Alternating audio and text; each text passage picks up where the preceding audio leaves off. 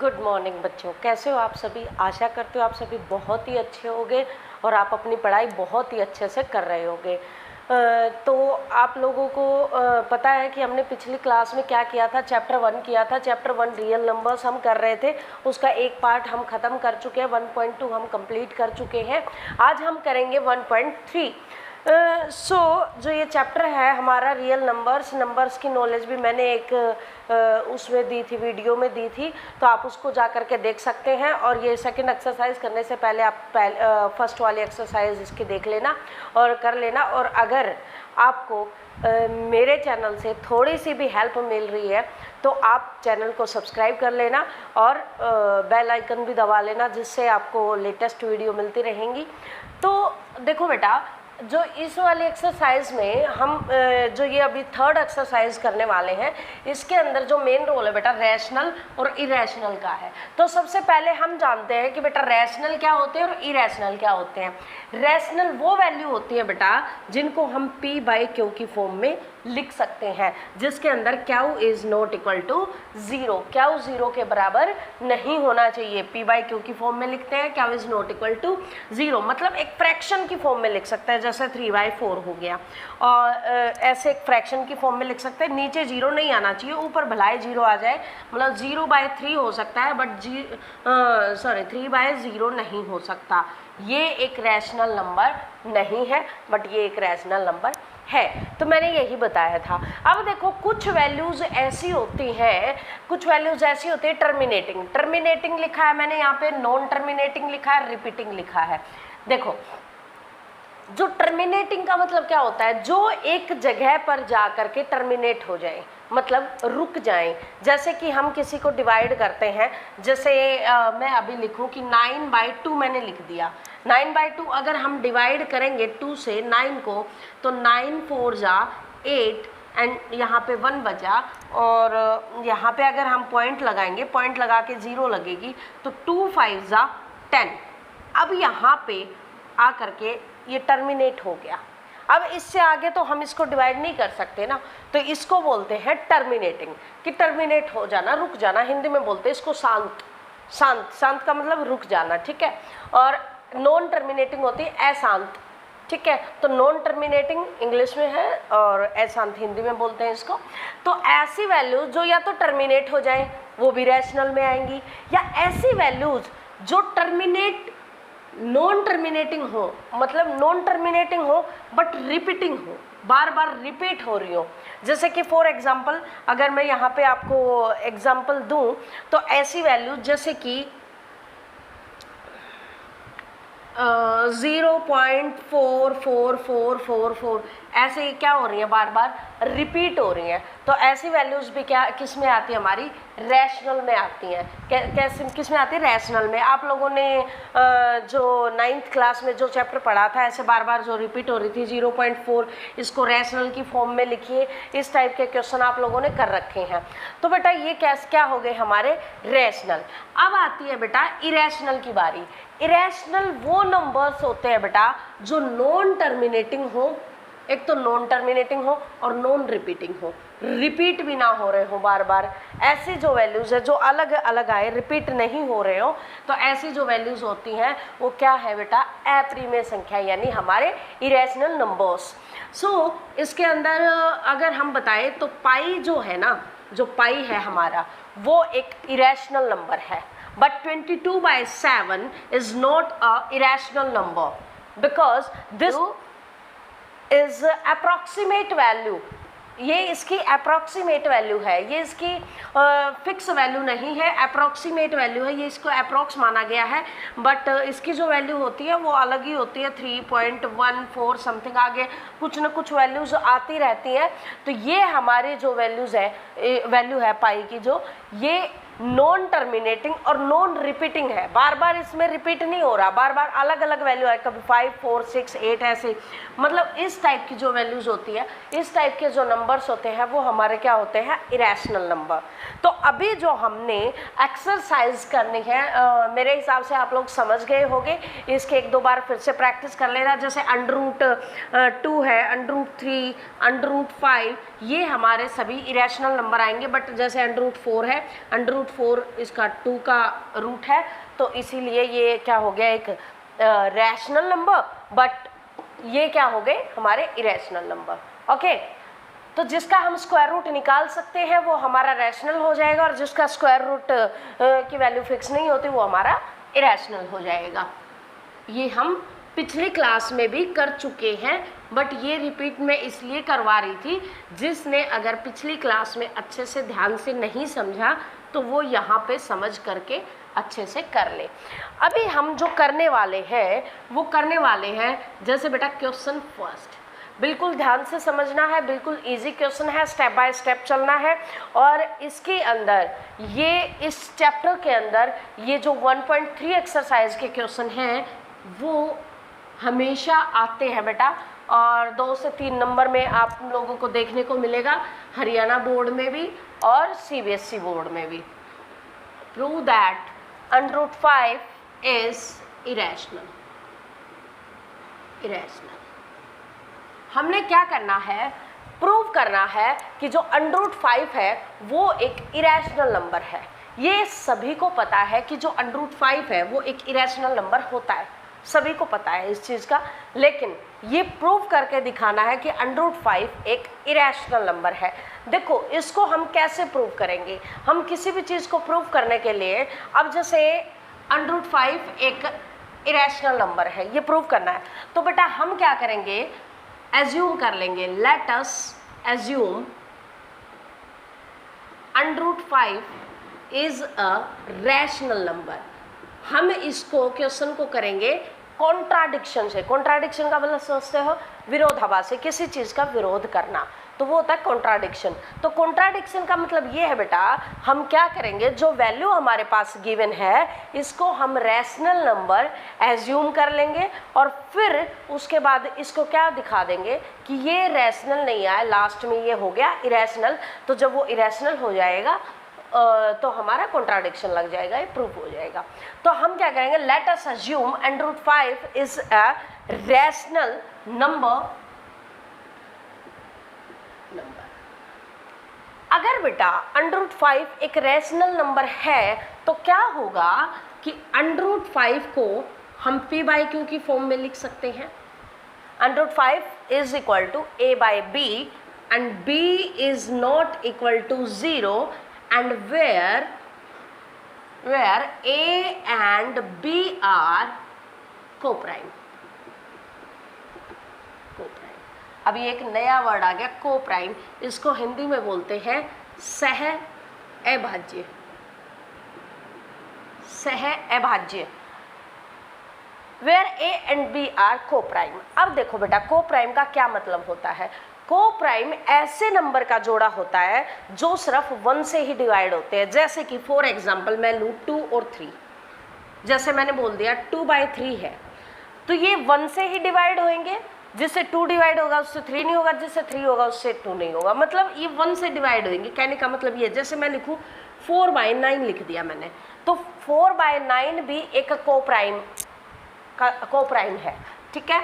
जैसे 4 है, 4 जो है वो 2 से डिवाइड होता है, बट 9 3 से डिवाइड होते हैं। कोई ऐसा एक नंबर जिससे ये दोनों डिवाइड होते हो तो वो को-प्राइम नहीं होंगे। जैसे कि फॉर एग्जांपल मैं ले लूँ 25/30, अगर मैंने ऐसा लिख दिया 25/30 तो ये क्या है, को-प्राइम नहीं है, क्योंकि ये भी 5 से डिवाइड होता है और ये भी 5 से डिवाइड होता है। तो को-प्राइम नंबर वो नंबर्स होते हैं जो सिर्फ 1 से डिवाइड होते हैं, किसी दूसरे से डिवाइड, मतलब किसी अलग नंबर से ये दोनों डिवाइड नहीं हो सकते, तो वो को-प्राइम होते हैं। तो यहाँ पे ए और बी हमने क्या ले लिया, को-प्राइम वैल्यू हमारे पास, और इस क्वेश्चन को हम सॉल्व करेंगे। अभी देखो कैसे करेंगे।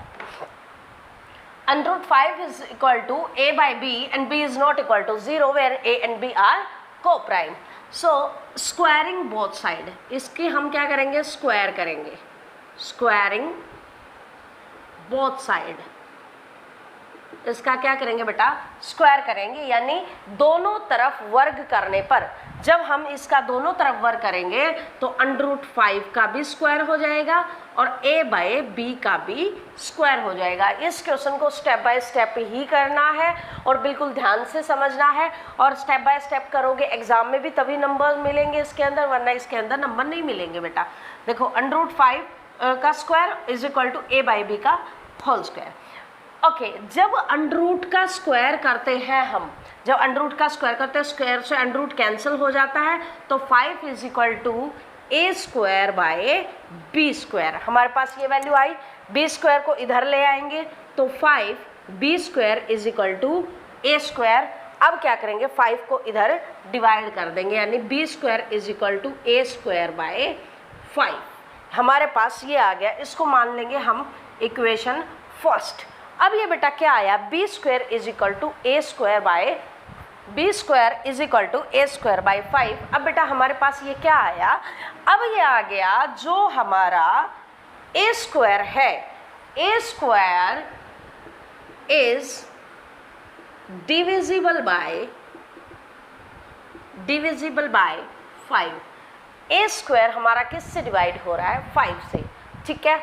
a² is divisible by 5 and a is also divisible by 5।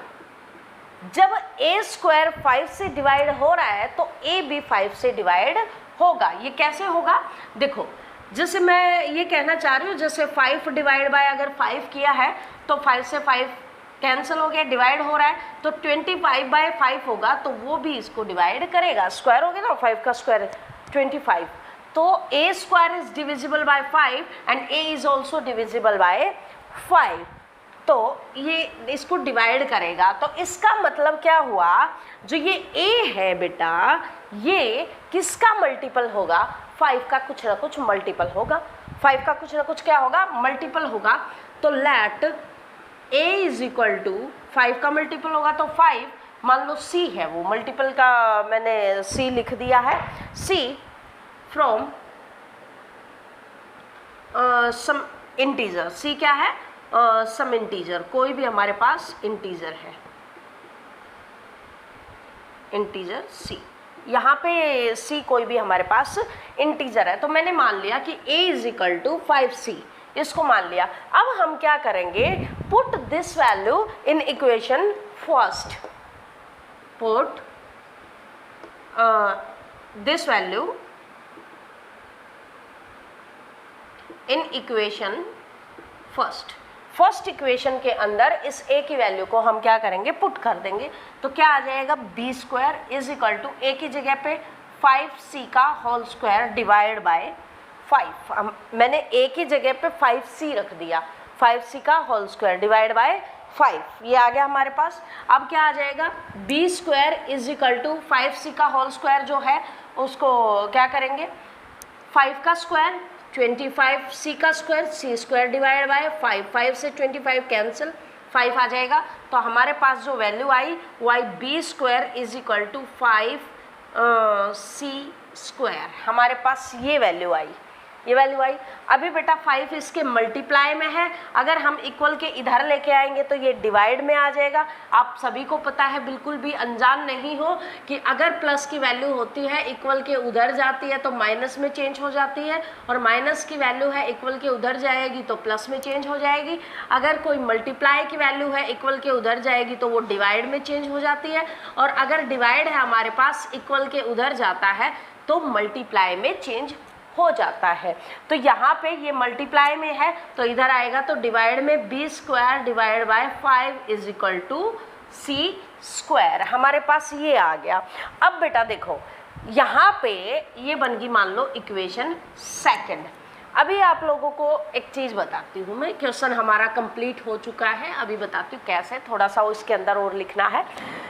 b² is equal to a² bye 5 और b² बाय 5, मतलब 5, a² is divisible by 5, a is also divisible by 5। वही यहाँ पे भी ये बात आ गई कि b² is divisible by 5, B square किसको डिवाइड करता है, 5 को। उसके बाद A is also divisible by 5, divisible by 5, ये भी किसको डिवाइड करता है, sorry B is also divisible by 5, B भी किसको डिवाइड करता है, 5। तो हमारी बात कॉन्ट्राडिक्शन हो गई, क्योंकि हमने पहले बोला था where A and B are coprime, ये सिर्फ एक से ही डिवाइड होंगे। ऐसे ये रैशनल जो नंबर होते हैं वो किसी एक से ही डिवाइड होते हैं क्योंकि ये को प्राइम होते हैं, बट इसके अंदर ए स्क्वायर भी 5 से डिवाइड हो रहा है और बी स्क्वायर भी 5 से डिवाइड हो रहा है। तो हमारी बात यहाँ पे क्या कर गई, कॉन्ट्राडिक्शन कर गई। सो कॉन्ट्राडिक्शन से हम कह सकते हैं कि √5 इज अ इरेशनल नंबर, क्योंकि वो रैशनल तो है ही नहीं, ये बात कॉन्ट्राडिक्शन कर गई। इरेशनल नंबर, इरेशनल नंबर, तो इसका ये सॉल्यूशन है बेटा। देखो मैं एक बार फिर से थोड़ा सा रिपीट करना चाहूँगी, क्योंकि ये जो क्वेश्चन है ये एग्जाम में 100% आएगा। आपको थोड़ी सी प्रैक्टिस की ज़रूरत है, बस 2 से 4 क्वेश्चन प्रैक्टिस कर लेना।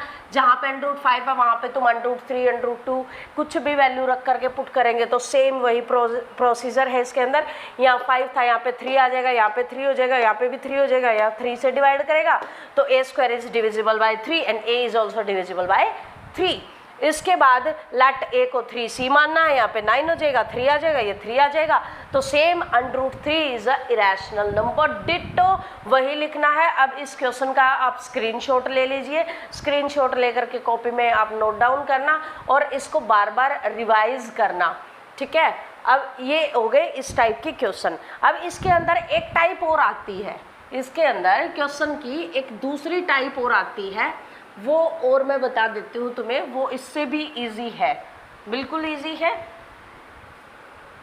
ये सारे स्टेप इसके अंदर लिखने हैं। अगर आप इसके स्टेप छोड़ोगे तो बेटा कहते हैं जितना तुम क्वेश्चन छोटा करोगे उतने मार्क्स छोटे हो जाएंगे, तो क्वेश्चन कम करोगे तो मार्क्स नहीं मिलेंगे। और मार्क्स पास दे रखा है 3 + 2 √5 इज अ इरेशनल नंबर। इसको प्रूव करना है कि ये हमारे पास क्या है, इरेशनल नंबर है। जो ये इरेशनल नंबर है इसको कैसे प्रूव करेंगे बेटा, सेम चीज़ वही मानना है कि लेट अस अज्यूम 3 +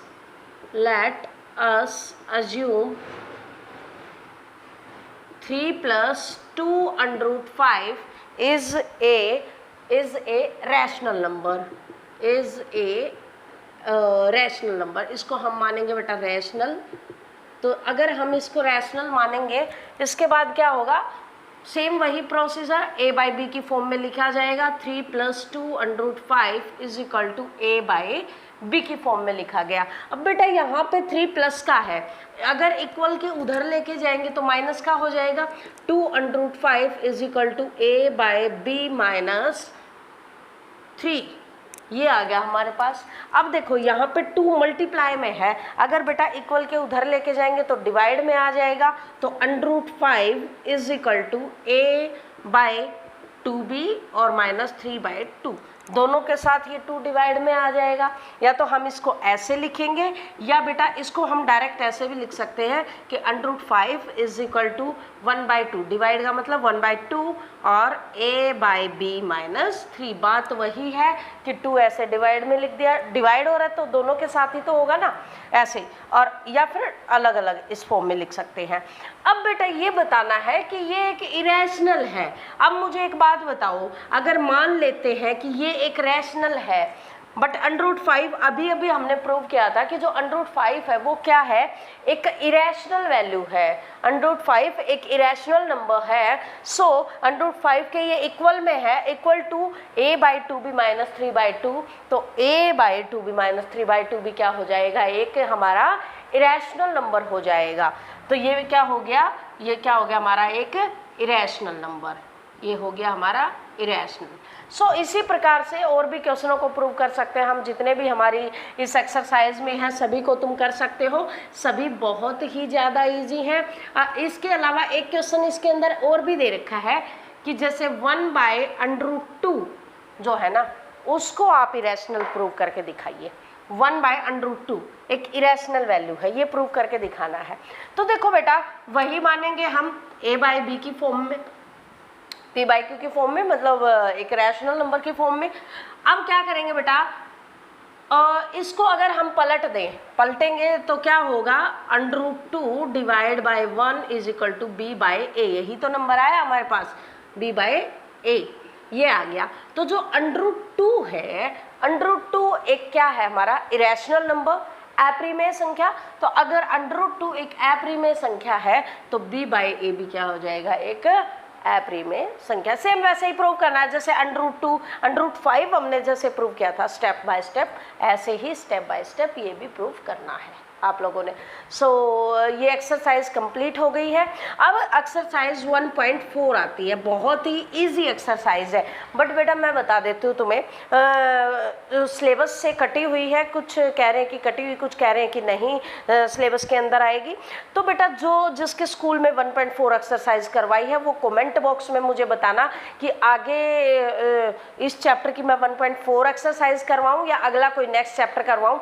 तो आप मुझे कमेंट में बताना कि मैडम ये भी करवा दो, हमारे स्कूल में करवाई है तो मैं इसको भी करवा दूंगी। आप मुझे कमेंट करके बता देना कि मैम करवाना है। तो उसके बाद मैं आप सभी के कमेंट बहुत अच्छे से पढ़ती हूँ, मैं देखती हूँ कि भाई कौन बच्चे का क्या डाउट है, तो उसके बाद हम 1.4 एक्सरसाइज कर लेंगे।